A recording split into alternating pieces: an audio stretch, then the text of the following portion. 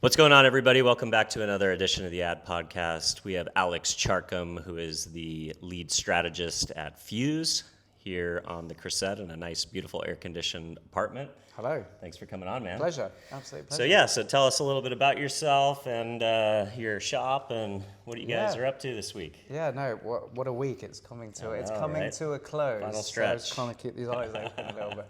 No, so my background's in sport and entertainment partnerships, Okay. Sponsorship essentially, and I work for Fuse, which sits within Omnicom, which is one of the massive advertising groups that's recently got a lot bigger as well. We are the sport and entertainment guys that deliver great partnerships on behalf of our clients, but also bring them the hottest opportunities in sport and entertainment, because we want them to have first look at all of the great things that are out there. So yeah, being here is absolutely critical to that. I can imagine. Understanding what's hot, what's not, who's here, Nice. who's got what on the market, but also trying to build our own traction and relationships with our clients and beyond. I love it. So what types of opportunities are, we're obviously in I can't possibly tell you that at the moment. World Cup fanaticism right now. We've got LA 28 coming to the States. Sports, F1 is huge in our country now. Tell us a little bit about what are the types of opportunities that clients are looking to engage with these days. The calendar is never ending and only getting bigger. You've got your Heartland Sports and Properties. You've got the Challenger Series that are now sort of springing up everywhere. In terms of newer versions of sports that we know and love to attract new audiences and add a bit more rhythm, I think, to the sporting calendar. So from an international perspective, we're very involved in soccer, whether it's the World Cup, whether it's properties over in Europe, UEFA football club competitions, Premier League, which is pretty significant competition as well. We're also very active in Formula One. We've got relationships with clients who are partnering Formula One centrally, but also teams. So it's kind of a non-stop calendar of activity for us as well.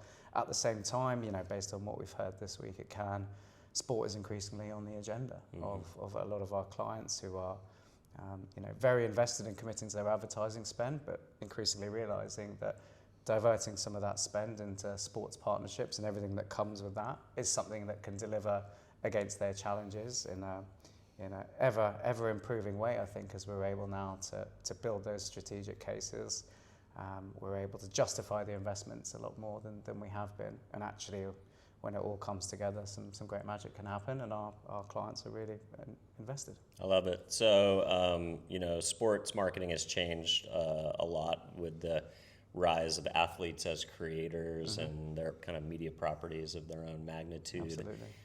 How do you advise clients to do deeper storytelling, deeper integrations, and get the most out of their campaign versus just slapping a logo on a stadium? Exactly.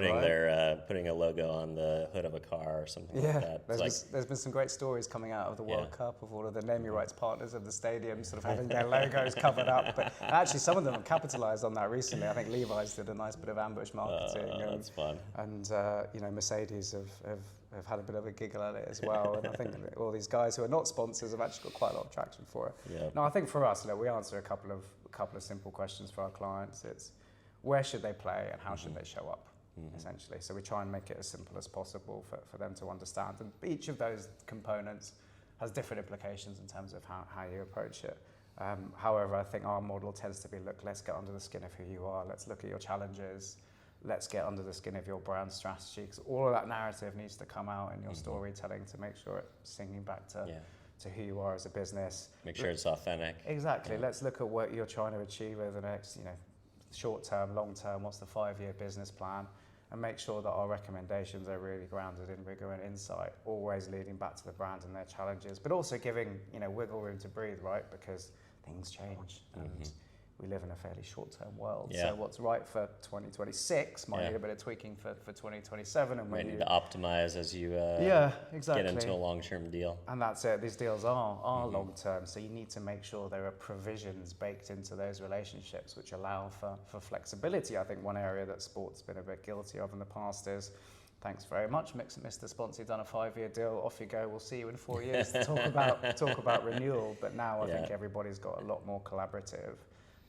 A lot more of a desire, I think, to work as partners rather than as sort of a sponsor buying rights, and then they're left to their own devices, sort of thing. I love it. So yeah.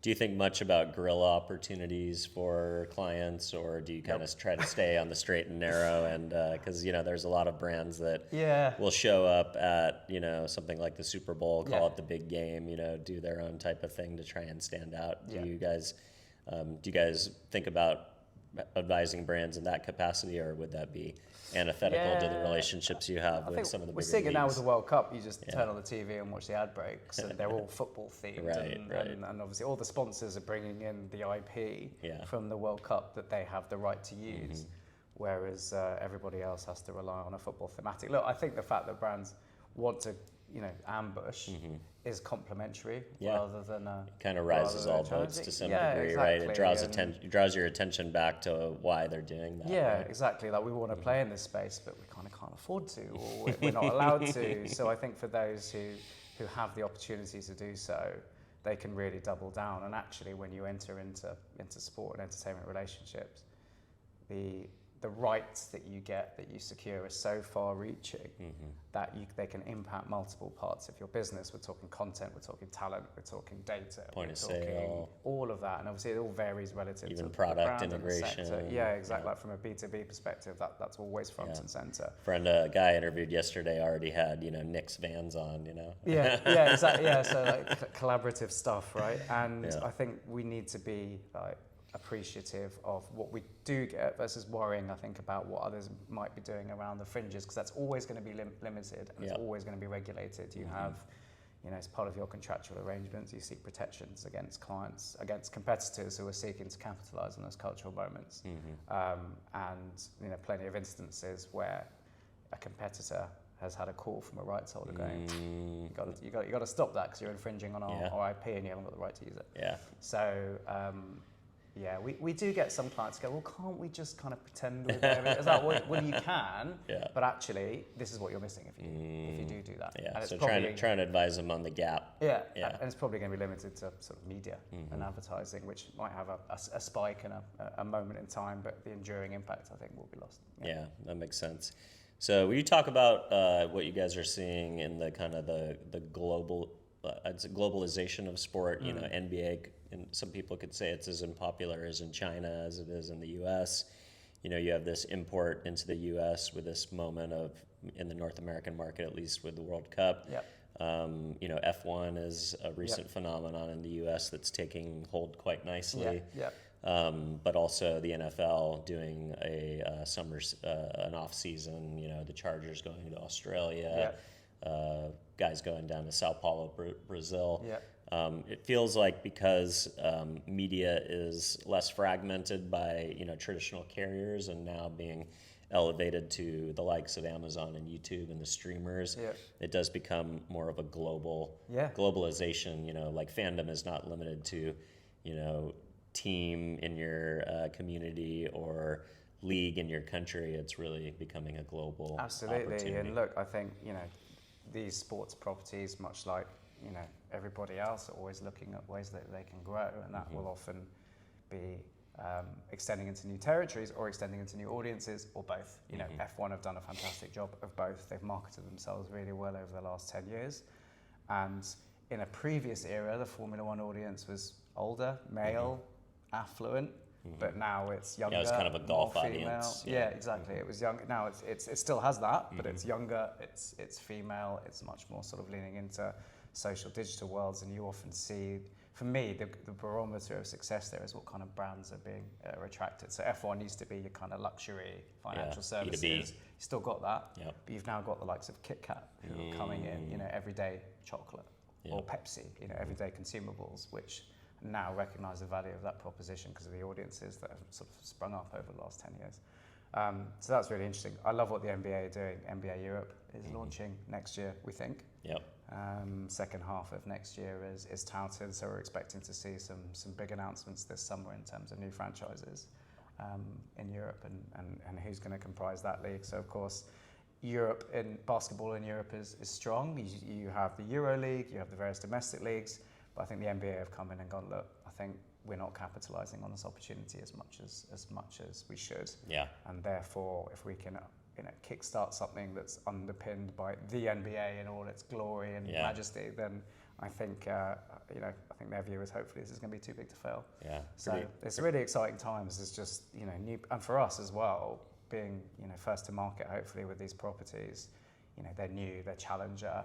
There's going to be opportunities, but there's also going to be a little bit of risk because you don't quite know how this thing's going to pan out. But with that comes a bit of excitement. You can be a real first mover. You can get a first mover advantage quite quickly if you can buy into the proposition. If you can stomach the idea of maybe not knowing exactly what the metrics are going to look like. Yeah, just buy into the chaos and love it. Yeah. Awesome. Well, appreciate you spending some time with us today. If folks want to follow along with your thought leadership or follow you and or get in touch with the agency, where do you want to send people to stay connected? Come find us on LinkedIn or fuseint.com, where there's plenty of contact details, email addresses, and let's see where we get to. Amazing. Thanks for coming in. Cheers. Bye. On YouTube, finding the right audience to build a media plan requires hours of research. And optimizing campaigns is time-consuming and a bit of a guessing game. That's why we built technology to do it for you. Strike Social.